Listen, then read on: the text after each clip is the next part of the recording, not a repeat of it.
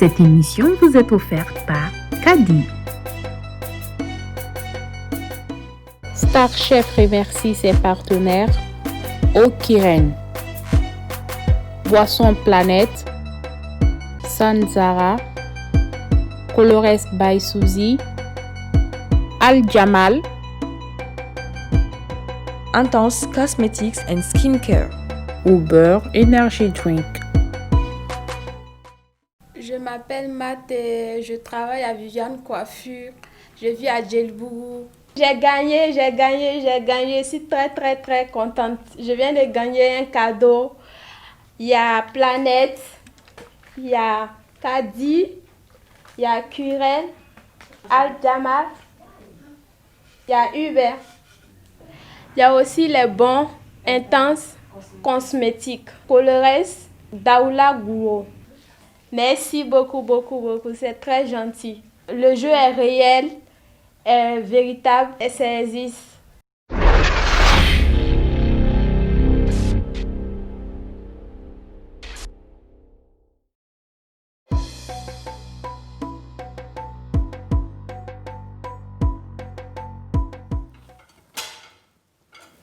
Maninga jali kamora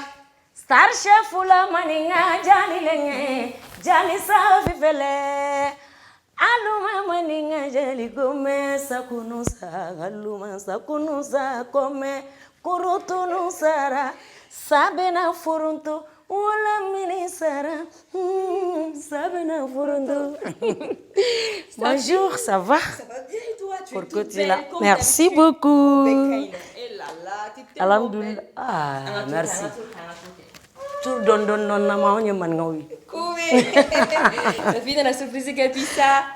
C'est normal. Jarine ça. A jara ñeram contano trop. Pressé le mbare ben goina. Non, bitaille kadi ko jugo sa fille. Ah, alhamdulillah. Moi, je suis contente de parler. Waouh, vraiment, je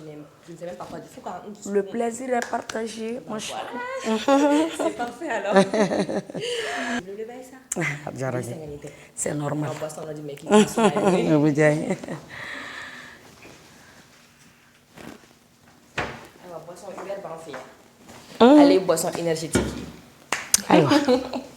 Aw ni kungo ni concert baw Compte ba. aw be sengé Oui, tiens. donc yini ke tama ñoro ndoro ini sengé fara la fe ko bo A bene reposer faut qu'on washi. yero voilà les ika su mo de be ali yi ali ka représenter Mali ko donc absolument OK. ika foot Ika foot. donc o mi ki ka sma le on continue C'est ça. ne rek na to leader merci ça non Aywa. Mom na to bébé. mo ba do bi c'est to la Min de même na to bibi ni santara mo ko na ni minay no donc c'est peut-être surprise et une flamme mo découvert comment fait Ah. Oh, akona ke tu abu dumine parce que on man ngowi. Mon bado yi ko do be c'est to billa ko parce que ni gas na ko nugi yoro ko man Ben de buri doni. Safi, Nico, dumuni rek mene tubi kadi e ka to kadi tonton ma oni dem seluma. Bo tegare gari ne nje. Tigere ne buri na buri muza me cheke kene. Ngone afi ngone man ngari. Aya bana. Bonjour. Star Chef, Oui. Sanzara. Merci beaucoup. Au revoir. Merci. Et ça finit là. Ni Sanzara mo ka produit. Maro muso la faire sans ça. Olu ni mo bo la donc be produit be la be be fe kana to iba fu bi ka na fe mo be peut-être ka ni be emballé ka ni kunuma. Wow, be mo la fier. Nyebe mina, nyebe ni viande hachée, nyebe olilano. Oni macaroni, oni légumes. Awo katele okadanya. Adunga da kunungari. Parce que era bicho comme na est-ce qu'il presse les nabi. Toro. Presse les nabi. On bita ke tili mafima. Bi macaroni batil. Angapo. Anda yo ka macaroni bana bana kala dum tike kakala. Kakala. Kana mélange bon. Vite fait non. Rendez-vous là. Tantez. D'accord. Donc ça n'a pas d'amener. Je dois en faire non. Amo wole ko pioche du panier. Amé et le légume d'oreta. Numéro émission am et ou bien fluide amé ou légume et ka numéro fois da manière fa ko la amé bitake lay. Donc yere ba do en fait non surtout fa la fin amé lay du ko sobe. Lay yere be do robe parce que lay kan ko sobe. Donc yere be mune don lay kan ko fanye bi. Bon moi personnellement m'a don lay kay. De un à quand farkolo kenya irema. ni tension tɔw a ka ɲi u ma a ka ɲi kɔnɔna fɛn bɛɛ lajɛlen ma et surtout i bɛ diɲɛ dumuni o dumuni tobi n'i ye layi caya la i yɛrɛ b'a dɔn k'i ye layi caya la n'i m'a caya n'a min fɛnɛ la i b'a dɔn i b'a santi parce que ale bɛ se ka dumuni gu falen ten a b'a falen de ka odeur ɲa a ka ɲi santé fɛnɛ ma i y'a fɔ cogo min na a bɛ mɔgɔ kɛnɛya kosɛbɛ parce que layi filɛ nin ye hali mɔgɔw bɛ to ka layi kɛnɛ tension tigiw u bɛ layi kɛnɛ kunu u bɛ k'a ɲimi a bɛ tension jigin layi kɔni a nafa ka ca a tɛ se ka ban donc an bɛ dɔɔni min don a la dɔrɔn an b'o de fɔ dɔrɔn ka tɛmɛ n'o fana tɛmɛna ka bɔ yen an bɛ don tobili kɔnɔna la donc an b'an tɛgɛ ko safinɛ b'an fɛ yen safinɛ Aljamal voilà merci ale ka ɲi kosɛbɛ n'i tɛgɛ ko ale la ale bɛ i tɛgɛ désinfecté surtout gabu kɔnɔna ninnu na alhamdulillah o ka ɲi aw bolo kojugu aw borobilɛ ninnu o ye tiɲɛ maninkadenninw bolo awɔ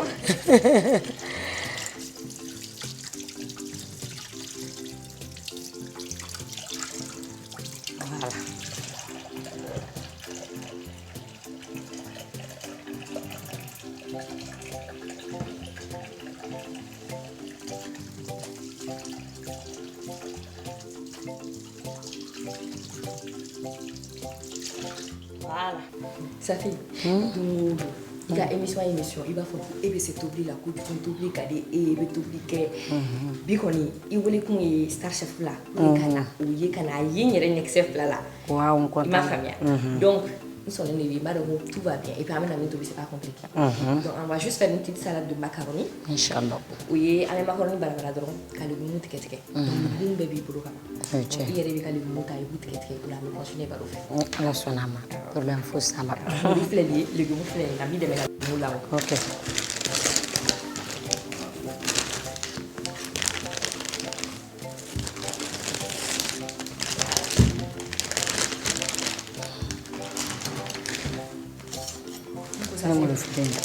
baro bɛ se ka k'o kɔnɔna na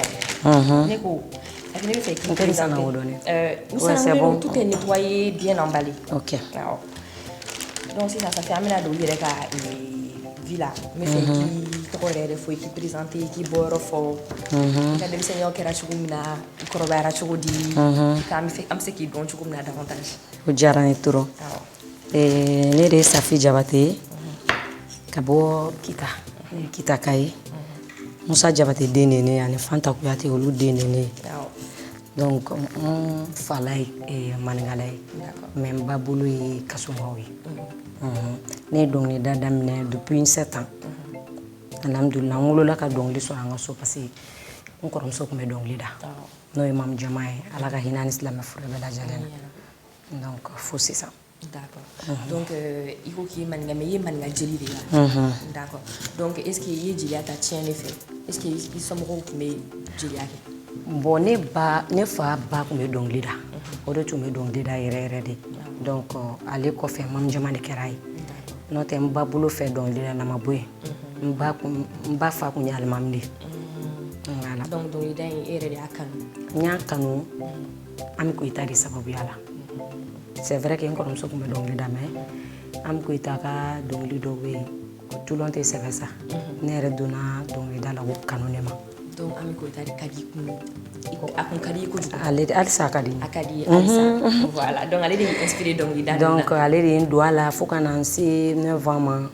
Asakida fana ye morceaunin dɔ da o diyara n ye donc n taara n présenter concours la ni dusu de bɛnna dusu kɛra première ye ne kɛra deuxième ye fo ka se nin wagati ma sisan d'accord mais Ami Koyita ka dɔnkili min y'i inspiré est-ce que i bɛ se ka partie min dɔ d'an ye o la dɔrɔn ka an hakiliw jigin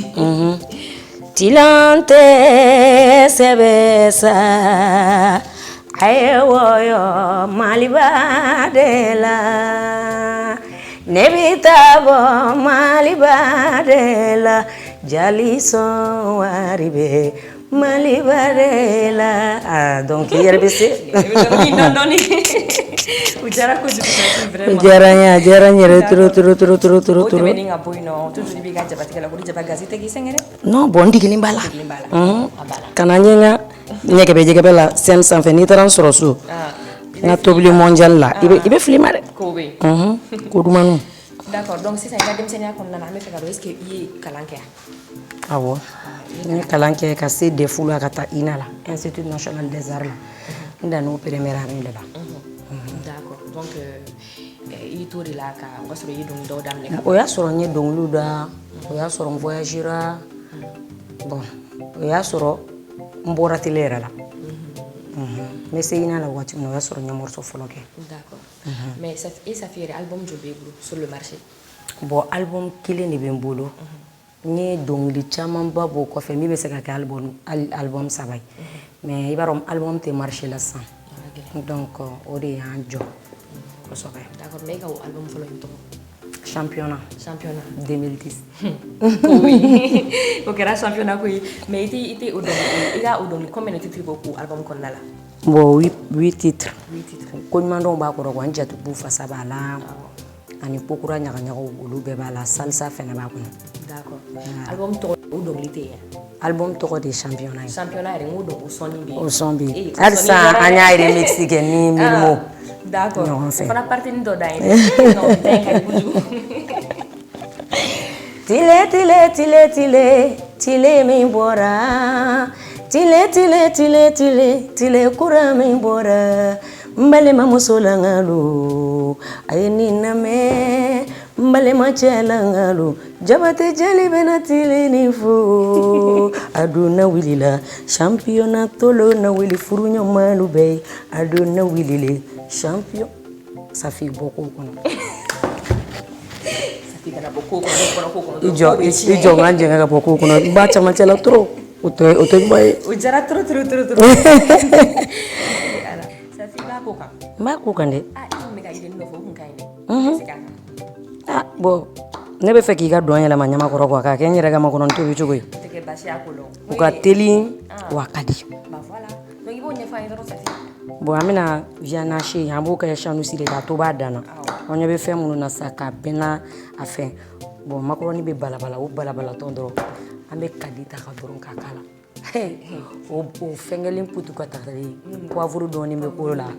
ani layi kɛnɛni ka tila ka layi kɛ ni sɔsi kan n'i ye makɔrɔni kɛ assiette kɔnɔ dɔrɔn k'o feere o kan o bɛ dun koyi a tulu tɛ caya kuma man ca i ka salati i ka tubabuya vi to i ka ne ka maninkaya vi to ɲɔgɔn na anw ye maninkaw ye o de bɛ kɛ Safi sago bɛ kɛ sari chef la sango i sago bɛ kɛ tobili duman bɛ jali min bolo Safi bɔ k'o kɔnɔ k'o nɔgɔya an ka kow nɔgɔya dɔɔni diɲɛ na ni so ye ok donc Safi an bɛ avancer an ka question kɔnɔna la ne ko Safi mana dɔnkili o dɔnkili la dɔnkili ninnu bɛ kɛ it belebelebaw de a bɛ lamɛn diɲɛ fantan bɛɛ et puis Safi bɛ mɔgɔw de a bɛ mɔgɔw ladɔn de wa a bɛ mɔgɔw la joie de wa a kuma tɛ se ka expliquer quoi et puis ka inspiration de ɲini bon inspiration bɛ n'a nacogo don diɲɛ kɔnɔ dans la vie i bɛ taa sɔrɔ sa hali e ye kuma dɔ fɔ émission in kɔnɔ ne ne sigi k'a lamɛn a mot bɛ idée di ne ma ne ka inspirer a kan k'a kɛ dɔnkili ye o ye ne ka point fort dɔ ye et puis encore des fois ni ne dimina ne diminen ye dɔnkili o dɔnkili bɔ a bɛ réussi en général o de ye bon bɛɛ dimi ko dɔ bɛ bɛɛ la diɲɛ jɔn jɔn bɛ dugukolo kɔnɔ mais n diminen fara n fɛnkɛlen fɛnɛ kan i tɛ ɲɛ kun ne n bɛ yɛlɛ n ka joie de vivre o ta man di n na quoi mais n ka inspiration kɔnɔ surtout makɔrɔbaw ka dɔnkili kɔrɔ hali sisan n ye dɔnkili kura dɔ bɔ a bɛ bila sini de sini lundi le 16 mais inspiré la dɔnkili kɔrɔman dɔw kan ka n ka denmisɛnnin mots bila a kɔnɔ ka makɔrɔbaw niyɔrɔ d'a ma o la papa ni mama ka wuli ne ye nin kuma mɛn i y'a mɛn a fɔra ne ko ne ka nin ɲininkali kɛ dɛ ne ka nin ɲininkali kɛ wa ko ne k'a fɔ ko nin partini dɔ ka da iye o ciri de n daga wuli ko di e yɛrɛ de jarabilen tɛ e mago bɛ nin fɛn ni ninnu na yiri kɛnɛma de sa ala wele ne di a ka nɔ tɛ ɲɛ walayi papa la wele ne di a ka nɔ tɛ ɲɛ nɔ bɛ fɔlɔ muso minnu ɲɛ ko ne sen dolo est-ce que nɔ ka fɔ mɔgɔ hɛrɛ don wa o man di fiyewu oui dɔrɔn oui sur oui i ɲɛ bɔ n jarabi la bere ni ala la ni ye ne yɛrɛ b'i ye k'i ɲɛ bɔ n jarabi la bere ni ala la ni ye ne yɛrɛ bi awɔ muso bɛ ni yɛrɛ bi na de don bɛɛ n'i ta de don sa mɔgɔ ka n'i gulon mɔgɔ ta la wa ɲɛ bɛ na dɔn na yan cogo ma hali n ka so ni n bɛ tobili la n bɛ dɔn ne la mais ça se voit tu es cool quoi dɔn de ka di ne ye Safi k'i ka dɔ bɔ dɔn na ye bannen a k'o nɔgɔya non joie yɛrɛ de bɛ Safi golo la walayi c'est réalité. Ici, faut chercher. Oh, ta femme quoi, ou ta femme. Tu es sans façon. Ou ta femme. Ta femme. Denis Soukoumaro. Ouais, ce que t'es donc, Fene. À la canne Soukoudon. Nico, ça en fait beaucoup moins de comment avec elle. Comment t'es? Comment t'es? C'est vrai que beaucoup moins de chamans mais ça fait mon jara. Ça fait. Non. Il faut regarder une minute d'assistance. Il faut courir quand la bosse on y a tes mères. Avec Bochini le 16. Il y a quelqu'un là-bas. À clip que la cour, Madame la cour. Avec ma deuxième partie que c'est maintenant Inch'Allah. Super. Ça finit avec la macaroni que tala parce que nous on dit que là on. Ok. Donc beaucoup là. Na balabala to ibe kadi kelen ta ife ajila. D'accord. Il est avec les bébés kalaba. Ba be kalama. Kadi du mamba kadi mondial. Ya. OK ou là. Ok.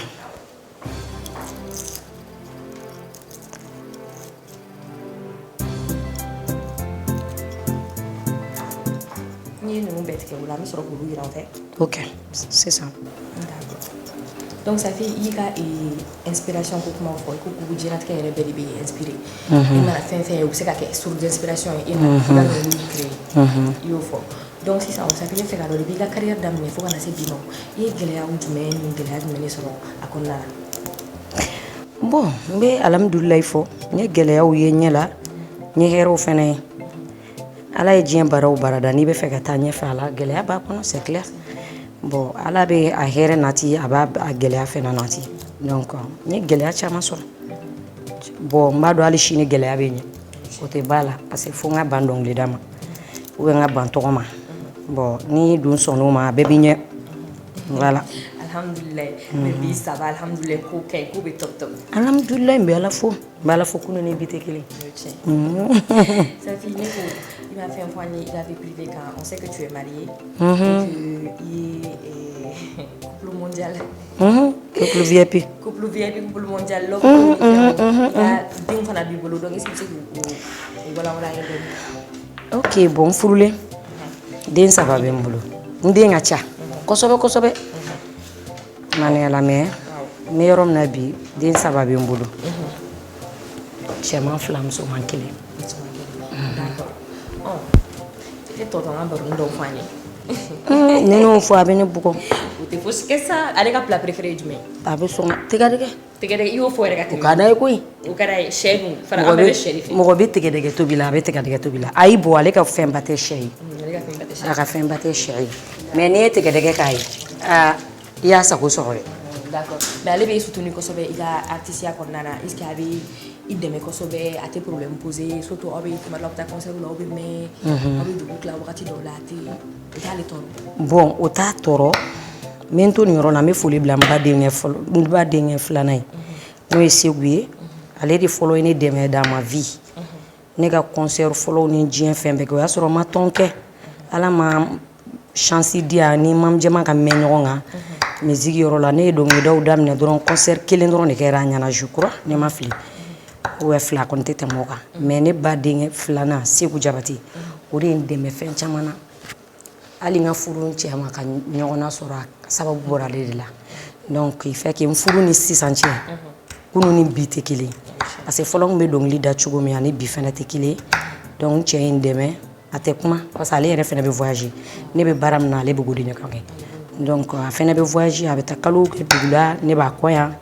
donc baby ta ke kerefe mais ambe fara ñogon fene ga do ke ñogon fe fene donc obi ñogon soutenu amé ño voilà anga carrière kono nanté o fene yoro la vie privée yoro la diun fene ni yoro ambo fene dia ambe ne mabela alhamdulillah mais ça fait ega jarabi do yoro bacha kacha trop mais ega jarabi do inspiré no yere ka vie de couple de la o wendme bon ñere bala mais majorité nga public di nga fanu di kosobe parce que depuis ne dongma dong la comme nya fi chugumna ni morceau folo mi da diengono we mfasia di nyoda ka topo kelengeno yi o kofe ni ka jarabi dong di dari chaira toro donc ba ke parce que diere mogo bebo o de fe bi ame domna go bi hal ni mi jarabi lente ko ka me don ko bloro du sukunga c'est vrai sentiment bala chais donc o de ake no tembe jilonglu da me suhun kenga mais jeunesse ni yɔrɔ fɛnɛ di u ma quoi. Mais quel style musical tu mets précisément? Bon, ne se ka f'u ye ni style kelen de bɛ ne bolo parce que me mandeng kɛ ni ne ye moderni da cogo cogo I bɛ mandeng yala alisa n ye min da a laban na mandeng de don n y'a ta k'a don a kɔnɔ o ye ne fɛnɛ ka point fort ye donc dɔ bɛ se ka moderni da k'a ban I tɛ mandeng kelen a cɛ la dɔ fɛnɛ bɛ mandeng da k'a ban I tɛ moderni kelen a cɛ la mais ne ka ni n ko n bɛ mandeng kɛ sisan n bɛ moderni dɔɔni k'a la ni n ko n bɛ moderni kɛ n bɛ mandeng kɛ parce que a kɛra cogo cogo hali I sera mandeng na cogo cogo a man di dɔw ye a tɛ dɔw frappé wa foyi t'a la bon pour que I ka côté fila bɛɛ fara ka bɔ dɔw fɛnɛ bɛ olu tɛ moderni mɛn yɛrɛ de fo mandeng dɔrɔn donc n'i y'a fila fara ɲɔgɔn kan I ye mɔgɔ sugu fila ɲagami ɲɔgɔn na quoi voilà o ye n ka point fort ye musiki ko la. Il y a un programme trop chargé. On sait hyper chargé. Hyper chargé. Tu n'as même pas le temps. Ouais. On sait que Dongoro, il y a des activités, il y a voyager, il y a Oria au mene no fa. Ako émission ngadi koy. Voilà, mais il n'en fait quoi sa vie? Non to. Ako émission ngadi. On n'a même pas de mots. Donc il y a voyager, mon a chama avec voyager professionnel ou il y a invité les quatre sous bien, il y a festival bord là-bas ou bien a chama il y a vacances drôle qui déjà drôle quoi. Non bon, ni festival ba o ke ko fe. Ni festival o ke Amérique, ni do ke Amérique, ni do ke Normandie, France quoi. Donc ni do ke Afrique fene. Ni festival chama ke mais meta ni rega bara de kama. Aw ire bora nyona ale ko kale bene digetu demetu lila ale rete ka bara fo igetu. Nyo fodoro asna ka murutati. Juri ne me feke ka boro e boro no de ne bisa. Ai be nga nanu ti ka be na fo ne metu lila so me demsenu bla. Ou be nga fenu susu. D'accord. Donc il faut fort. D'accord. Donc mais festival ou ke meta festival ou ni fo na temandine la ko ne ka ta voyager la ko ntara reposer de soit ntara concert la soit ntara sumuna. D'accord. Des fois il meta ka festival do ni fo ke dugula mais ni beta so njatigu be sa meta sumu privé ko lui I beta so même mière so la to so ntara festival ni voilà so ka ta sanu ba ni warbo che kana sa ça fait beaucoup ko no ça fait qu'à parler ko ni ça fait OK mais viens na cheka la fois d'accord OK.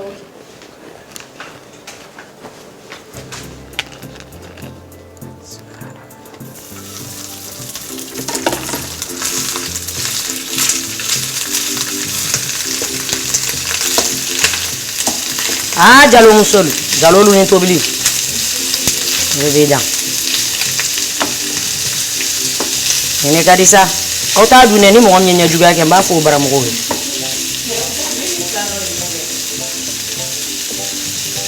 Ang dorong ni bad dunia na. Al kameraman muta ada. Jaro. Sasa mimi jabari kala. Kue ka kamera. Oh, ini kan. Nyama ika kadidia ne mashiri s'il vous plaît. Ça fait boire tout au Ghana. Il n'y a pas de outil à faire. Quand on blanc, il y a un camp for it. Quand on chongo kasorantaka.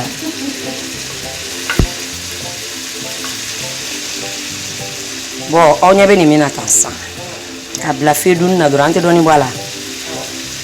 Ka feni datu kwa dala tamro. Feni bebe kala tani. Ka datu ku jaba va pernu. Ça sent bon ça là. Là il mange jalni. Auta dunde. Doro nga jugo dumini de la. Domino. Mananga ni domino. Mano. Nyama ika kadidia. Est-ce que vous pouvez faire faire? Ah. Si, mais ne ba tege do ni ronka. Minu mina du no luta sa anta to kuto bi. Nyama ika kadidia.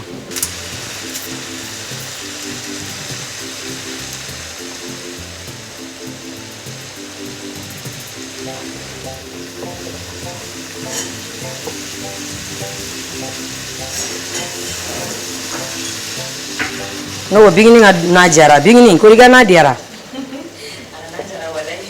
Ayo mtu bikaso mabashia. Au kunga beginning black bashiri la. Kaso ngani nugo de beta. Manengani tika dege. kana n bila tubabuya la n tɛ tubabu ye mais n sigi kolo ne kunna ka n ka fɛnw kɛ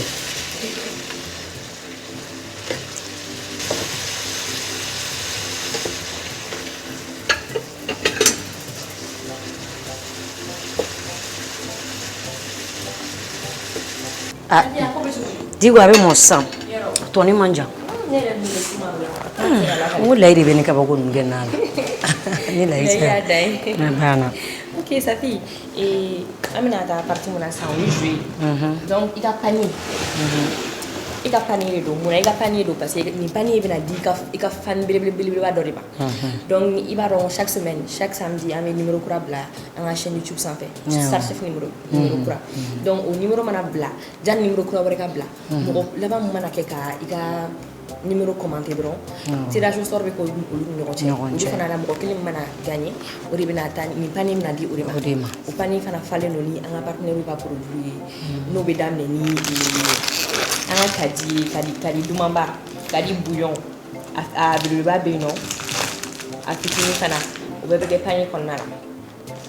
n'o tɛmɛna ka bɔ yen nɔ o kirɛni di dumanba in kɔnɔ ne yɛrɛ laban bɛ sɔn ka concours kɛ han aw bɛ n tɔgɔ sɔrɔ a duguma problème t'a la o fana bɛ panier in kɔnɔna la o mana tɛmɛ ka bɔ yen nɔ boisson planète fana bɛ kɛ panier in kɔnɔna la boisson planète saveur ka ca suguya caman bɛ yen o bɛɛ bɛ kɛ panier in kɔnɔna la o mana bɔ yen nɔ intense cosmétique ale ye produit de beauté de an ka malien entrepreneur dɔ de bɛ yen ale sigilen bɛ États-Unis ale fana ye a ŋaniya k'a fɔ k'a bɛ produit dilan uniquement adapté pour les farafin peau pour les peaux noires donc an ka teinture n'an ka carnation a bɛ poudre kɛ a bɛ fond de teint kɛ a bɛ crayon kɛ a bɛ fɛn caman kɛ donc a bɛ sɔrɔ Mali fan bɛɛ o fana bɛ kɛ panier in kɔnɔna la ne yɛrɛ bɛ nin concours o mana tɛmɛ ka bɔ yen nɔ Sanzara an ka mɔgɔw minnu bɛ fruits ni légumes ni nafɛn kɛnɛ di an ma olu ka bon b'a kɔnɔ ni gagné dɔrɔn i bɛ taa ni nin bon ye olu fɛ dɔrɔn olu bɛ légumes d'i ma awɔ te flécha o fana bɛ panier kɔnɔna la panier fara panier fara dɛ o mana tɛmɛ ka bɔ yen nɔ Colores by Suzy o fana ka bon b'a kɔnɔ ale fana ye an ka malien entrepreneur dɔ ye a bɛ yaourt de dilan o ye cakari ni laha ninnu ni a b'o de dilan o ni salade de fruits ninnu o ni yaourt ninnu naturel sans colorant sans rien du tout tout est vraiment naturel chez elle o de y'a ka produit diya n ye donc ale fana ka bon b'a kɔnɔna la o ni boisson Uber boisson énergétique o fana bɛ kɛ panier in kɔnɔna la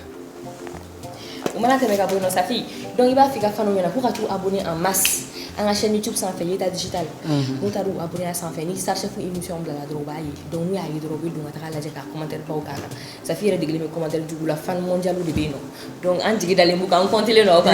ni Ala sɔnn'a ma ok ne kanubaga bɛɛ lajɛlen aw yɛrɛ y'a bɛɛ ye san fɛn fɛn bɛ nin kɔnɔ a bɛɛ ye mɔgɔ nafa fɛn de ne yɛrɛ b'a la dɛ n yɛrɛ bɛ nin concours in na donc ne ni n ka fans an bɛ concours la an ni ɲɔgɔn cɛ n'a da diyara mɔgɔ min na o bɛ taa ni panier ne bɛ sɔn ka gagner donc a ye boli joona joona aw ka taa abonner aw bɛ n'a ye sisan nɔ n'a dir'i ma tuma min na de i b'a nafa dɔn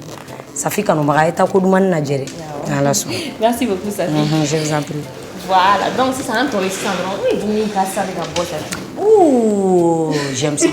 Safi an b'a dɔn k'a fɔ ko i ye mɔgɔ min ye i bɛ tu es très actif sur les réseaux sociaux. I ka réseaux sociaux suivent don kosɛbɛ i bɛ vidéo ninnu bila photo dumanniw bɛ bila i bɛ snap dumanniw kɛ tuma bɛɛ i yɛrɛ ka dɔnkiliw i b'a fɔ cogo min na ni mɔgɔ wɛrɛw ka dɔnkili i yɛrɛ bɛ promotion kɛ ni bɛɛ ta ye n yɛrɛ ta fɛnɛ donc vraiment o mɔgɔ caman b'o apprécier i la quoi bɛɛ ko k'i ye mɔgɔ ɲuman i bɛ mɔgɔ tɔgɔ dɔn et puis on sait que i ka ko man ca fana mɔgɔw b'i clash kuma bɛ i tɛ bɔ i ka kuma justification ninnu tɛ i ni mɔgɔ cɛ parce que vraiment e fɛ o ye temps perdu de mais an kɔni y'a ye dernièrement i ye justifié page dɔw kama vidéo dɔ kɛra n t'a dɔn incident jumɛn de don i yɛrɛ bɛna tila k'i da don a la ka ɲɛfɔ i tilala ka vidéo kɛ f'i dɔnkili bɛɛ da page ye dɔnkili jara dɛ aw bɔr'o kalama i bɔr'o kalama Mali bɛɛ b'o kalama o la aw ye ne lamaloya bon o question diyara n ye trop en général ne tɛ n justifier man di k'an bila art la m'an justifier Mali jolilen mais n ye yafa deli fɛ et c'était normal bon n kan ka n justifier hali u yɛrɛ mɔgɔ dɔw bɛ yen i t'i justifier publiquement hali i balima dɔw ye i b'i gɛrɛ a la i n'a bɛ se ka kuma i b'i justifier a ye ou bien i b'i bɔ i bɛ yafa deli bon Mali jolilenw ta Nyake, bon, comme il y a tout nyake, ala ka no ko nyona tege tu no te ale chine me segi nyake. Moi personnellement,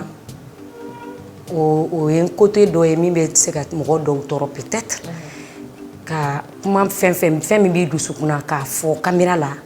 ka kana i kana jorona conséquence parce que bien ala chama chere la. Bon, quand justifier mali jolde a sababu yemi moment do temera ye domble netani ye domble mbatani ntu yelendo ntu jorodo ntu bodugudo ntu foido sans joli ou bien ka mali artiste bla point pour que nga lugu na nga fon changer donc on a no fengo di bon ala yake nous ni bingini nga vocal do la bo ntaro ni bora kalama madame vocal la bol mo montage feneke ka tugutu nyona abu arranger ni pochon bien ya kola bon page ntese ka page be don Facebook mais hakli be page flala follow e mali jolie u jorane jiki korola wakati toro u dona neni bingini jiki koro toro u joran jiki koro ni chien u yake comme si e balma e ko juguge ye ko mangeo ni ko yi soro aba joy kokoro ko fe na bi se ki korofo abi korofo mais abe joy jiki koro abe farika ki soutenir donc mali jolie kereba foko ni bingini balma ya jigidi joro de worola ale ni latifa dan page do fena be ko latifa dan donc de fait que vous soutenir ola dien kono ne ka ala delite e ka ne deme e ka ne soutenir e ka kene fe el neni yoro ka kene ka soyi e ma femme note mali jolie sans jolie ke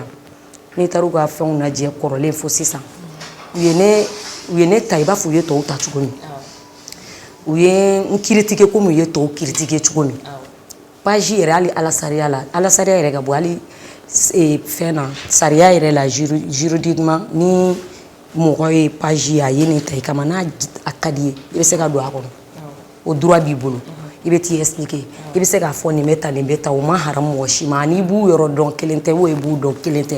mais nous e nyuma fene ki ino nyuma kakan adoni kele mamali joldeni latifa daimige peut-être ni page be kunyoke dobe bo mali artiste ni nyon che gele ala ole ka nga bla sisa no jeluga kele ga ba ka keta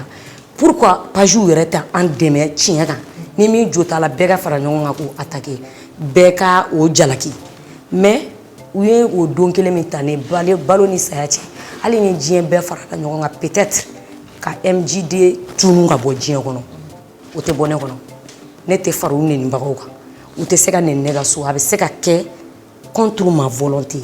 mais ate kenya na mba fo nda wale ni nya wale caméra la uye jigimi tane ya ke ba fo nga balma ya jigiri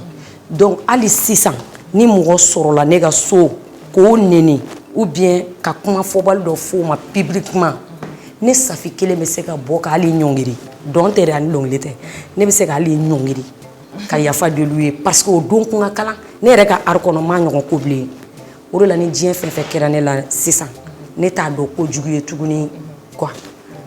ka teme o don blin taka parce que o don gelara toro ne mo munu nyo do lu de ne safika mboy bo ali 600 no mo banane la o lu be ne kerla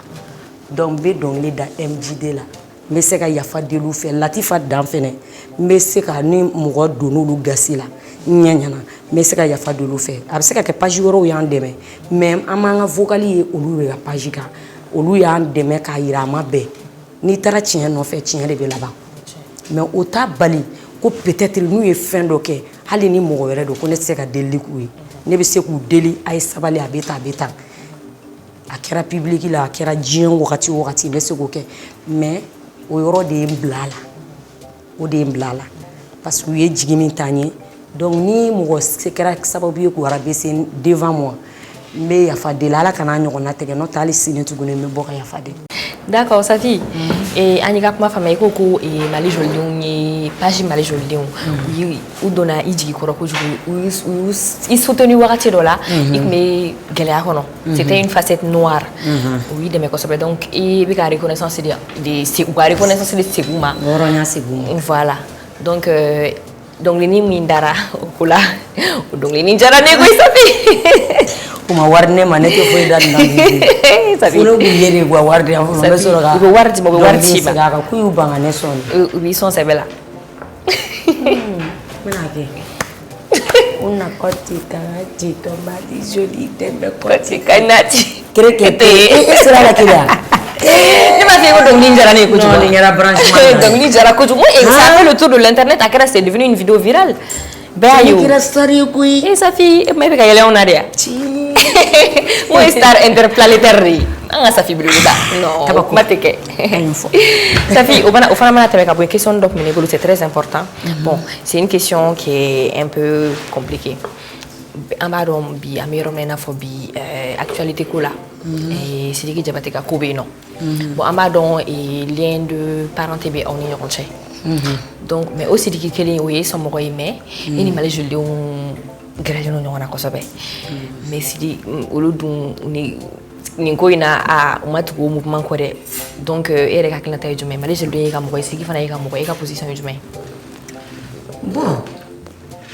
une question jara nyinga siriki ne deni den re do wande mo go bonyana do ndemino aba respecter aba parents respecter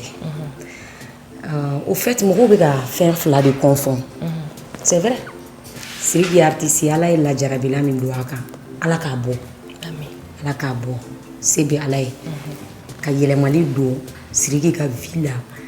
ay carrière nke abena le minke o ka kriani korole sebe alay bon c'est pas une question que connaît bien ali mali jolongo ntou don tout yorodo mais ne tokotigi comme sirigi tokotigi chuko donc ali wolo de na e toko soro e ka toko soro beni ka problème soro sirado ne manga vogal ko fossa bon au vogal wakati c'est vrai dien mo ni deme mali jollo yin deme latifa da mo hon nu yin deme ne ngonu deme atina fo nu ye nyela de en personne muye mais outugran ko mo mo yin défend réseaux sociaux ko lutumbola no donga ma kele ko meneni minu che sirigi no lu fene be kun kadi faut que malio nga fendo fam et anu kadi au lien be ani ne fene ga lien be neni minu nye police la taka sirigi no lu kun kadi anolu ga lien be ani ne ga lien be sirigi sera ko gérer bon mali jollo ni sirigi chela peut-être ne minke ala ka bonene au be ala yewi ala de la njara bila daka ne c'était ibita so al mali jollo ni c'était sirigi yere c'était fa ko ngakedi mama sitan ko c'était fa ko ngakedi mais dogo ni bangi la ye minke o de kabo fendo be lu fanga be boya ima yere c'était il s'est ala di mais dogo ani bangi la ne minga gele ne ma safi ma mama sitani sirigi ba ka faire de la safi notait problème ni photo ka fin soirée safi notait pour soukata sirigi mine ni safi dato shila dien kono kaba ni esprit be tranquille la mali jollo ni ne demeli mi doronge ne ko doron mo de tese kunni ne kaso ko ne te boka ya fadeli donc ñu yoro ke menni mi nga kan ni sirigi fena ñogon cela mali jollo to bali parce que mo ko ñu fena be cien sirigi yere fena demi abe cien do donc sirigi ba do an ni ñogon cie mo wore de se ka kuma mais ni de yere ni ñogon chama cela ana wolo fa da na wolo ba quand ka fo mi be fo réseaux sociaux ka mo to be minge ne kan to ma mais ni parents ni ñogon cie direct la ani cie ni ñogon cie la mimbe alaba kalama oluba kalama nu udama siku fo quoi olubodo donc ben ni yoro nete jiji nete se ka mali jollu nyoro do ko ne be tumine nete ala e ko ne be sirigi mina libali donc femido fou ka donner ko blinke domi nini mugo kume nyoro na ne ka vogali boleji non siriki na be jele to publiquement kera dien be nyana bon nini mali jollu era tate djey parce ne tout donc mais mugo do ye horonya mi tanka mais pourtant dundu la kan attaquer o ye attaquer chama ne mamso mangara ni mugo e juguma tanki na e nyuma kile mi ki nyuma tai ko yele sanfé kana a ka ɲuman kelen dafiri k'i bɛ juguman dɔrɔn ta donc u ye min o don kɛnɛ u bɛ ne nin don min na mɔgɔ ma fɔ ko ne jɛɲɔgɔn don mais u ye jigi min ta ne de n'o tɛ u mɛnna attaquer la ni n taloni mais o bɛ ɲa vocal ni wagati bɛ ne ɲa y'an yɛrɛ de ala ko tiɲɛ n tɛ se ka k'u ma fisi de wale donc Siriki den ne den yɛrɛ de do hali Mali joli yɛrɛ b'o dɔn n den do n kan ka soutenir ni sira min ye j'ai pas besoin kɛnɛmamɔgɔw bɛ se ka yɛrɛ dɔ k'a la ne tɛ se k'o kɛ donc n kan ka dɛmɛ cogo min n bɛ bɔ n'o sira de ye ni ala y'a ni sahaba bɛɛ a bɛ ɲa ni ala ma ni sahaba bɛɛ fɛnɛ o ye ala ka se kɔnɔya o tɛ Safi se donc mais ni Mali jolilen fɛnɛ ka ɲuman don nana n b'o fɛnɛ fɔ o kɔrɔ tɛ ko Siriki ye n jugu ye ou bien ni mɔgɔ bɛ se ka jɛ ka kojugu kɛ Siriki la mais o kɔrɔ tɛ ko n den fɛnɛ ye Siriki ye ko n tɛ mɔgɔ wɛrɛ fɛnɛ ka ɲuman don ale bɛ baara min kɛ ne b'o baara de kɛ donc o yɔrɔ bɛ dɔn quoi n ye kuma in faamuya kosɛbɛ Safi ayiwa est ce que an ka tobili banna i bɛna an servi donc ne bɛ profiter k'an ka dessert dilan a bɛɛ dilannen don ka ban pardon awɔ nin ye yaourt de ye Colores ka yaourt nin ye a ka cakadi nin ye a bɛ komi dɛgɛ a filɛ n'i b'a fɔ ko dɛgɛ ka tamaro k'a la donc i b'ale ni nɔnɔ de ɲagami dɔrɔn c'est fini awɔ n bɛ beurre dɔɔni k'a la n bɛ kadi beurre k'a la ni recette ne mɛ taa ni mondial non i bɛ se ka commande passer a bɛ livrer fan bɛɛ fɛ Colores awɔ a bɛ livrer Bamako fan bɛɛ i na numéro tɔw ko ne da la awɔ voilà donc ne fana bɛna nɔnɔ kɛ n ka cakadi sanfɛ e tɛ nɔnɔ in texture la hein Colores ko bɛ e ka ne ka n yɛrɛ ka macaroni kɛ nin ye i b'a fɔ ko ne bɛna nin bɛɛ dun de Safi o tuma kɔngɔ t'i la ka sɔrɔ n tɛ dumuni kɛ o tobili ka di ɲɛ mais n tɛ dumuni kɛ baro in kɔni kɔngɔ bila ne la dɛ ne pɛrɛlenba de don n'i ye camanba dun n b'a fɔ ko mɔgɔw yɛrɛ i dun ka ligne garder o bɛ ɲɛ a ko la yɔrɔ dɛ ala an m'an ta cɛya ni u ta ye an ni an ka tobili kɛ awɔ an de b'a bɛɛ dun mɔgɔ t'a dun yan mɔgɔ wɛrɛ fosi tɛ an kɔ Safi ni min ye ɲɛjuguya min b'an bɔ dɔrɔn ne bɛ so de la k'a ɲɛfɔ i ka mɔgɔw ye Facebook y'a surumani ye ou bien Snap comme ne ka Snap ye public ye donc a bɛ gɛlɛya i bolo baramɔgɔ dɔ b'a ye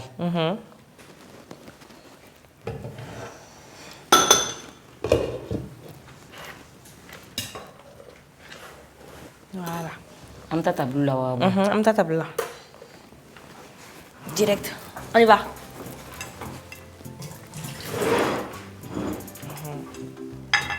voilà ne yɛrɛ bɛ se ka restaurant baara n'u ye i bɛ se ne bɛ sigi min yan wa ye côté manager parce que ne bɛ fitinin dɔrɔn de ta na ka taa wo kɔnɔ Safi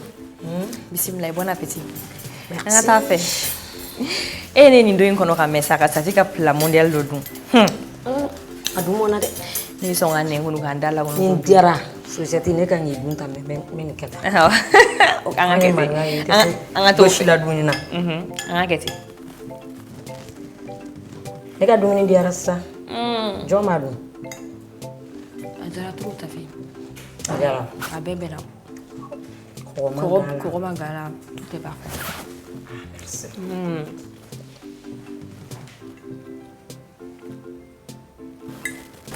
Safi ni ko i ka carrière kɔnɔna la i ye prix de reconnaissance jumɛn sɔrɔ ou bien trophée a b'a fɔ min ma ko trophée ok bon n ye Bamakɔ yan n ye tamani sɔrɔ san 3 meilleure artiste féminine o dira n ma yan ani u ka trophée dɔ bɛ yen ko gɛlɛ ka wa awɔ gɛlɛ n y'o sɔrɔ ani les jeunes influences n y'olu fana sɔrɔ d'accord ça c'est très bien ça a bɛ hakili jigin min na Safi i ka dɔnkili i ka wadada dɔnkili c'est vrai qu'il y a wadada dɔnkili da ka sɔrɔ i kun dɔnnen don mais ne fɛ wadada de ye succès kɛ warakata ka succès bonya kosɛbɛ o ni mun bɛ to k'i accompagner je pense qu'ale fana tɔgɔ de ko wadada non ou bien dɔnkili de fana tɔgɔ tora ale nɔfɛ voilà ale de parce que ale de ne y'ale de ta clip kɔnɔ awɔ d'accord mais e fɛ sisan nɔ le fait que olu participera au clip la o de ye sanga bonya wa ou bien i hakilina ye jumɛn bon n bɛ se ka fɔ o fana b'a la parce que jɔn mɔgɔ la mɔgɔ o mɔgɔ musique kɔnɔ ali min bɛ tamani fɔ kana fɔ k'a jɔda t'i ka musique la bɛɛ n'i jɔyɔrɔ don min bɛ dɔnkɛ o min bɛ fɔli kɛ e yɛrɛ bɛ dɔnkili da o mɔgɔw bɛ ɲɔgɔn dafa de c'est vrai wadada ne de y'ale ta ka bila la a kɛra wadada tɔ sankɔrɔtali ye parce que wadada yɛrɛ ye dɔnkili de ye mais n dɔgɔnin yɛrɛ de don ale ye cɛman de ye ne ye musoman de ye Aramata a tɔgɔ de Aramata Kuyate donc fo bi bɛɛ b'a wele de wadada donc a ye valeur di ne ka clipw ma ne fana ka dɔnkili valeur ye o ye valeur d'ale fana ma c'est vrai a personnalité yɛrɛ ma donc an fila bɛ ɲɔgɔn dafa an ɲɛmɔ tout à fait mais et sa fille yɛrɛ an bɛ se k'a fɔ ma ko aw ye jeune génération ye parce que kɔrɔbalenw bɛ yen olu bɛ k'i n'a fɔ aw baw ou bien aw faw relation jumɛn bɛ aw ni e ni mɔgɔkɔrɔba ninnu cɛ par exemple bon moi personnellement minnu ka ye ne kɔrɔw ka génération minnu ye n baw ta ye minnu ye n yɛrɛ ka génération ye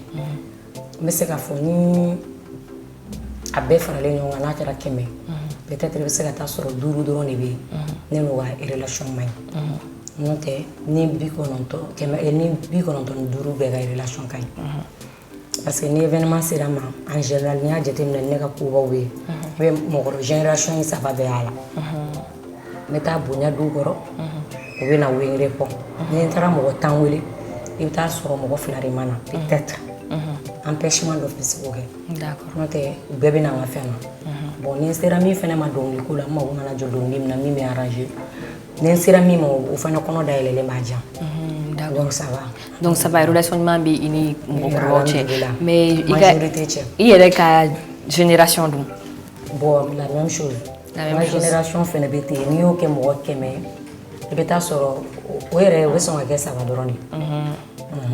mais e yɛrɛ fɛ est-ce que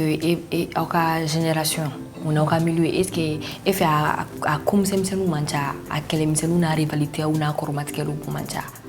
pour a ka ca yɛrɛ de a bɛ i n'a fɔ an ka génération yɛrɛ est-ce que o ɲɔgɔn nana parce que la preuve en est que kanjaw ka génération olu dugumataw kanja fana sanfɛtaw fana dama ninnu fo ka se an ka génération ma n bɛ exemple surumani d'i ma jeliw y'u si b'an ka ɲɔgɔn kɛlɛ an ka diɲɛ fɛn bɛɛ kɛ mais mɔgɔ ma deli ka mɔgɔ ka vocal privé ta k'a tigɛ k'a bila réseaux sociaux kan donc anw de ta kɛra juguya damatɛmɛ quoi n'o tɛ depuis fana dama o tile ni ɲɔgɔn sama ni ɲɔgɔn kumaw bɛ yen mais juguya ba tun t'a kɔrɔ i komi anw ta ye wagati ne yɛrɛ k'a dɔn ko juguya b'an ka milieu kɔnɔ k'a dɔn yɛrɛ k'a bɛ se ka kɛ a tun bɛ fɔ ne yɛrɛ de ma ko ne de ka jugu mais ne k'a dɔn ja jugumanti bɛ yen yɛrɛ diɲɛ kɔnɔ o kɛra anw ka vocal ko de parce que hali pur ennemi i tɛ se ka k'a la donc fana dama o ka milieu ka se fo den min bɛna wolo sisan n'olu ka génération bɛ anw ka génération ɲɔgɔn t'a la juguya b'an ta la quoi kɛlɛ b'a la dɔ bɛ kɛlɛ kɛ a man jugu dɔ ka teli a man jugu dɔ dusu ka bon a man jugu dɔ tɛ kuma a ka jugu mais e yɛrɛ bɛ cogo di e b'i yɛrɛ décrire cogo di bon ne bɛ se ka min f'i ye ne y'a ɲini ala fɛ hali sini ne selila ala ko o bɔnna kosɛbɛ o ye ne ko non ne bɔ man d'a kan i ka ko ka gɛlɛn dɔɔnin ni n ko a ka gɛlɛn ne bɛ se ka sigi kɛ peut-être fo ka se 100 ans ma bi diɲɛ fɛn bɛɛ kɛ ne b'a accepter n b'a a kun dusukun na n bɛ adamadenya k'i fɛ a kan n tɛ réagir mais ni ne réagir o de ma nɔgɔn ne ma dɔɔnin ne bɛ n yɛrɛ décrire ten n'o tɛ ne t'a dɔn juguya yɛrɛ ye min ye parce que ala ye sinamuso kɛ ne ba la mais n'i taara hali sisan ka ne ni n ba parce que dɔw fana ka fɛnw minɛyɔrɔ bɛ daminɛ u ka denmisɛnninya wagati de n bɛ se k'a fɔ n ye sɛgɛnbagatɔ den an ka mɔgɔw ye fɛn ɲini tɔɔrɔ ni ɲani kɔnɔ k'a ladon n fa ni n baw mais ne ma juguya an ka so n bɛ se k'a fɔ fɛnɛ an ka famille ka teli kɛlɛ la mais juguya t'anw fɛ yen parce que ne ba n'a sinamuso hali sini ni y'u ye depuis ne ɲɛ yɛlɛla ka bɔ ko kunna ne m'u jɔlen hali dalamankan na ni ne ni n ba sinamuso ye hali ne ka ba fasa min bɔra sisan ne ni n ba sinamuso de don mais mɔgɔw ɲɛna ne baro parce que o de b'anw fɛ yen hali ni an yɛrɛ dama ye dalamankan kɛ sisan a bɛ k'i ɲɛna k'an bɛna ɲɔgɔn faga mais ni dɔ bɔra kɛnɛma k'a bɛ ko dɔ k'i la sisan e ni min yɛrɛ bɔra kɛlɛ la o b'e bɔ ye k'a jɔ e fɛ donc juguya t'anw so ɲɛngoya tɛ yen fɛn min bɛ yen para kelen kuma para kelen bɛ se ka fɔ ye u t'u ɲɛ tugu a kan k'a fɔ ne ye nin fɔ nin bɛ se ka k'i mangoya sababu ye nin bɛ se k'i coro ni sababu ye o ye lagosi sababu ye anw fɛ yen min kɛra dɛ u b'a fɔ ten de u b'a kɛlɛ kɛ ten de u b'a kɛ ten de bon ne lamɔna min na n ma kɛlɛ kɔni k'an ka du kɔnɔ mais an ka famille b'a dɔn i diyara ne ye cogo o cogo i ni ne ka kɛ adamaden ka diɲɛ fɛn bɛɛ kɛ n b'i ka ɲuman dɔn n bɛ diɲɛ fɛn bɛɛ kɛ mais il y a un moment donné n'i ma da limite la ne ko non fɛnɛ n t'a bila n kunna k'an jɛra minnu fɔra n t'a bila n kunna nin donna ka tɛmɛ nin kɛra tan nin kɛra tan o tɛ yen n t'i neni mɔgɔ t'i neni ka mɛn da tuguni n t'i fara n juguw kan mais i tɛ kɛ nin fɛnɛ jugu bɛ na n yɛrɛ b'a la wuli a k'aw bɔnna d'accord mais n tɛ boisson planète dɔ di mɛ i k'o min i kumana sa awɔ ne ko fana an bɛ ka o juguya ko minnu fɔ e fɛ an ka nin wagati réseaux sociaux ko de ma dɔ fara o kow kan est-ce que e yɛrɛ bolo maliyɛn voilà maliyɛn réseaux sociaux est-ce que u y'a faamuya ka ɲa e yɛrɛ hakilinata ye jumɛn o la u m'a faamu mais n bɛ min f'i ye bɛɛ bɛ k'a fɔ ko réseaux sociaux nana Mali la a ma mɛn dɔw bɛ ka dégabaw kɛ bi a y'a sɔrɔ u bɛ diɲɛ kɔnɔ réseaux sociaux nana n'u ŋaniya de sigilen sɔrɔ caman b'a kɛ olu tɛ ka tiɲɛni kɛ dɔw fana b'a kɛ olu bɛ ka tiɲɛni kɛ n'i y'a kɛ tiɲɛni yɔrɔ ye a bɛ kɛ tiɲɛni yɔrɔ ye réseaux sociaux ka ɲi trop communication rapide dannen don magoɲa don ka mɔgɔw sigi surunya ɲɔgɔn na mais mɔgɔ n'i n'i jogo nana jɔ da la k'a bila da la ka don so kɔnɔ k'i bɛ taa ci la ka na n'i mɛnna n'e ma bɔ ale bɛ don i nɔfɛ mɔgɔ jugu ye mɔgɔ jugu yɛrɛ de par exemple ne ye kuma min f'i ye n ko vocal ko walahi n bɛ n kali ala min ye ne n'e bɛɛ da depuis 2015 ne bɛ ka nin réseaux sociaux kan mais 2 ans après ne y'a prévu bɛɛ sɔrɔ dɔnkilidalaw ɲɛ b'a la u jatigiw b'a la ka fɛn bɛɛ sɔrɔ kumakan jɛlen mais pourquoi ne m'a bila parce que ne man jugu o tɛ ne arrangé ne bɛ kɛlɛ kɛ n bɛ se ka kɛlɛ de kɛ mais kɛlɛ ka se niveau dɔ fɛnɛ ma ne tɛ se k'o de kɛ et puis n ka vocal bɔlen kɔfɛ hali minnu yɛrɛ kanubagaw b'u fɛ o mɔgɔw fɛnɛ ka mɔgɔ dɔw y'u ka vocaliw tiɲɛ i fɛnɛ k'u ta kɛ tan i k'a kɛ tan ne m'a kɛ donc réseaux sociaux tɛ ka mɔgɔ si tiɲɛ an yɛrɛ ŋaniya n'an kɛwale a n'an hakili n'an dusukun n'o tɛ ne bɛ réseaux sociaux kan n bɛ n ka dɔnniw kɛ ka n ka fɛnw kɛ à part o ni ne fa nena sɔgɔma tilegan fɛ ne bɛ n ka video kura ta a tɛ ne mɛ ni changer n bɛ n ka video ta k'a bila ni ne ba nena su in na o dugujɛ sɔgɔma ne ni n ka mini kelen bɛ wuli parce que ne y'a dabɔ an ka ɲɔgɔn ɲɛnajɛ ka ko dumani dɔw yira ɲɔgɔn na i n'a fɔ ne tun bɛ snapu kɛ n ka mobili kɔnɔ n tatɔ n bɛ n ka programme di ne de kelen tun b'a kɛ jeliw la mais bɛɛ de la kɛ a daminɛna ne de la mais parce que ne y'a bila réseaux sociaux de kan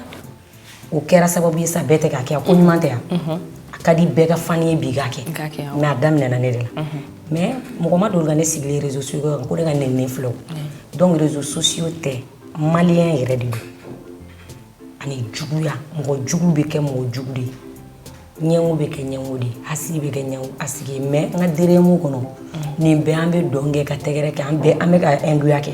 an bɛ dɔn kɛ an bɛ tɛgɛrɛ kɛ an bɛ musique composer an yɛrɛ de bɛ k'a bɛɛ kɛ mais film bɛɛ laban ye wayi doni masakɛ ta de foyi daminɛ ma gɛlɛn fa laban réseaux sociaux i bɛ mɔgɔ tɔɲɔ a kan i bɛ diɲɛ fɛn bɛɛ fɔ a kan a kumara o a ma kuma o n'a b'i ni tiɲɛ cɛ ale ni ala bɛ ɲɔgɔn fɛ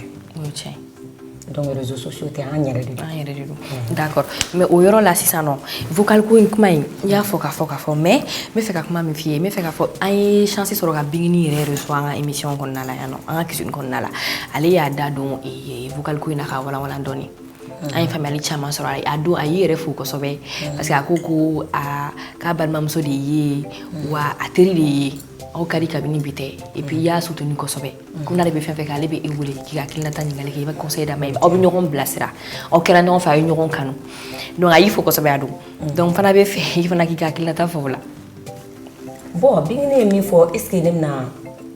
fɛn fɔ vocal in yɔrɔ kan parce que a ka di ne ye ni vocal in parce que a ko bɛɛ ma ban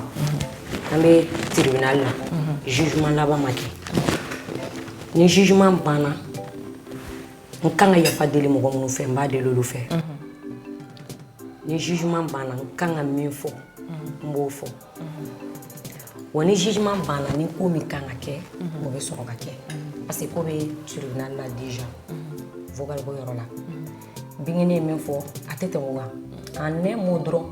mɔgɔ min don dɔrɔn n bɛ fɛ ka mal kɛ Safi de la n y'a kɛlɛ sur tous les plans bon ni occasion ye ne ka ɲuman fɛn fɛn b'a kɔnɔ o y'o bɛɛ bila kɛrɛfɛ n ye min fɔ ma min fɔ ka kuma dɔ laban tugu dɔ daminɛ la bon ne bolo o y'a kɛ dabɔn kama caman y'a sɔrɔ ka temps caman kɛ n'a ye a bɛ bɛɛ bolo mais ala ma kuma ala barika la n bɛ ala fo dɔrɔn ko a nɛn ka barika da n bangebagaw ye ani Mali population mɔgɔ ɲɛnamaw Mali population mɔgɔ ɲɛnamaw n'o tɛ vocal ko ne tɛ kuma o la tuguni parce que ne ko n k'a tɛmɛra fɛn o fɛn mana kɛ ne Safi la tuguni Mali kɔnɔ ne sigilen bɛ n'a bɛɛ ye sa parce que ne tun b'a dɔn n ka ko ka gɛlɛn n baara ɲɔgɔnw ma mais n tun t'a dɔn jusqu'à ce point et pourtant bɛɛ ko ko ne de ka jugu bɛɛ ko ko ne de ye kɛlɛkɛla ye bɛɛ ko ko ne de ye ɲɛngo ye mais ne ni n ka ɲɛngoya ala ma mɔgɔ lebu di ne ma ne k'a kɛ ala m'o latigɛ ne ye donc vocal ko n b'a to jugement ka tɛmɛ halisa ni sa joona ma kɛ min y'an bɛɛ da tiɲɛ ma sa kɛ bi kunun nin kɛra ne la sini minnu y'a kɛ mun b'olu ɲɛ ne dalen bɛ ala la donc vocal ko bingeni y'a fɔ cogo min na n tɛ tɛmɛ o kan mais n b'a dɔn objectif tun ye dɔrɔn Safi ni bingeni cɛ mun de bɛna bɔ a la donc ne ko n to de plaisir kɛ n jugu ye ka na plaisir k'i jugu ye k'i yɛrɛ déranger donc u y'a ko bingeni ko min kama ne b'o bingeni ko kɛ fo ni ala y'a tiɲɛ don min mais a kɔni tɛ ala kan'a tiɲɛ mais n'a bɛ tiɲɛ a kɔni tun tɛ tiɲɛ ko vocal ni ko ye ne t'olu hakilina kɛ k'an yɛrɛ dusukun tɔɔrɔ ni ne ye juguman de kɛ bingeni ye k'a fɔ a ye ou bien ne ye ɲuman de k'a ye ala a n'a kira a bɛɛ kɛra olu ɲɛna ka ban n tɛ mot di n tɛ explication d'o la mais don dɔ la a explication bɛ na mais n bɛ fɛ an ka bɔ faamaw ka bolo kan fɔlɔ n'an bɔr'o kan d'accord ok ala ka ɲuman bɔ o la n'o tɛmɛna ka bɔ yen n bɛ fɛ k'i ɲininka nin wagati n'a projet jumɛn b'i bolo i ko k'i ka dɔnkili kura bɛ bɔ sini à part ça projet foyi tɛ yen nɔ concert bɛ yen bon an kan ka concert dɔ kɛ an kan ka concert dɔ kɛ CCF la o ye couleur wɛrɛ mɔgɔw tɛ yen nɔ ni fɛn min ye quoi an bɛ k'o baara kɛ o kan ka kɛ CCF la ni ala ma foyi k'an na bon n bɛ ka clip 3 de fana kɛ olu fana bɛ ka nali donc n bɛ studio fana la an jatigiw ka ɲuman dɔn o fana bɛ yen nɔ d'accord ok donc à part dɔnkili da i tɛ fosi kɛ i tɛ fɛn wɛrɛ kɛ tuguni i tɛ commerce kɛ i tɛ fosi kɛ dɔnkili la dɔrɔn d'accord mais projet foyi t'i bolo dans l'avenir ani Safi sera nin niveau in na an bɛ fɛ ka nin kɛ olu b'i bolo d'accord donc ala k'olu nɔgɔya mais n'o b'i bolo i bɛ se k'i ka rêve fɔ an ye dans quelques années i ɲɛ b'i yɛrɛ la ka mun de kɛ bon n ka rêve la a ka di n ye dɔnkilida kɔfɛ n bɛ se ka jago kɛ d'accord n ka se ka boutique dɔ dayɛlɛ n yɛrɛ ka marque ka na n'o ye bon en même temps n ye projet dɔ daminɛ robe de mariée Safi aw bɛna bɔ a kalama jiw ni fɛnw bɛ kɛ fɛn yɔrɔw la a robew bɛ kalaya a bɛɛ n'a prix hakili ma ye n'o tɛ n nana catalogue ye sisan i ka projetw daminɛ la matériel ye nali daminɛ ka ban déjà fille d'honneur an yɛrɛ b'o ɲini ka taa di an bɛ dumuniw servir pour ne pas k'i ka commande kɛ kɔfɛ robe de mariée la an yɛrɛ b'olu bɛɛ kɛ a n'o fɛ o projet bɛ n bolo ni ala sera k'o sabati n ye ka se ka so perepa dɔ jɔ denmisɛnnin minnu bɛ si yiri kɔnɔ mɔgɔ ta fɛnɛ k'olu fɛnɛ dege bolola baaraw ni fɛnw na u ka se k'u yɛrɛ ta olu bɛ n kunkolo kɔnɔ o ye n ŋaniya ye quoi ala k'o fana nɔgɔya i ye a se bɛ ala ye donc ni hakilina minnu wɛrɛ b'i bolo ka fara nin bɛɛ lajɛlen kan émission cadre kɔnɔna la ni conseil minnu b'i bolo k'a lase jeunesse ma surtout aw jeli denmisɛnninw ma parce que i b'a ye jamana tɔw la artistes bɛ fara ɲɔgɔn kan ka u tɛgɛ di ɲɔgɔn ma réalisation caman kɛ ni ɲɔgɔn ye u bɛ concert gratuit kɛ ka wari di fantanw ma i yɛrɛ bɔra k'a fɔ k'i ka projet dɔ y'o ye donc tu penses pas que an bɛ wagati min na sisan il est temps que olu dɔw ka kɛ kɛlɛmisɛnninw ninnu ka dabila aw ka jɛ ka kɛ kelen ka kubaw kɛ bon n bɛ se ka min fɔ o fana la n bɛ wele bila dɔrɔn a ma nɔgɔn quoi parce que n'an fɛn fɛn sigila écran na bɛɛ b'a fɔ ko ka bɛn de kɛ mais bɛn kan ka taa ni sira min ye an si t'a kɛ la preuve ne kɛ Sidikiba ka problème na a fɔra k'an bɛɛ ka bɔ de ka se ka service to ni ala an b'o gɛlɛya kɔnɔ o kan k'an bɛɛ waju ɲɔgɔn classe b'a kɔnɔ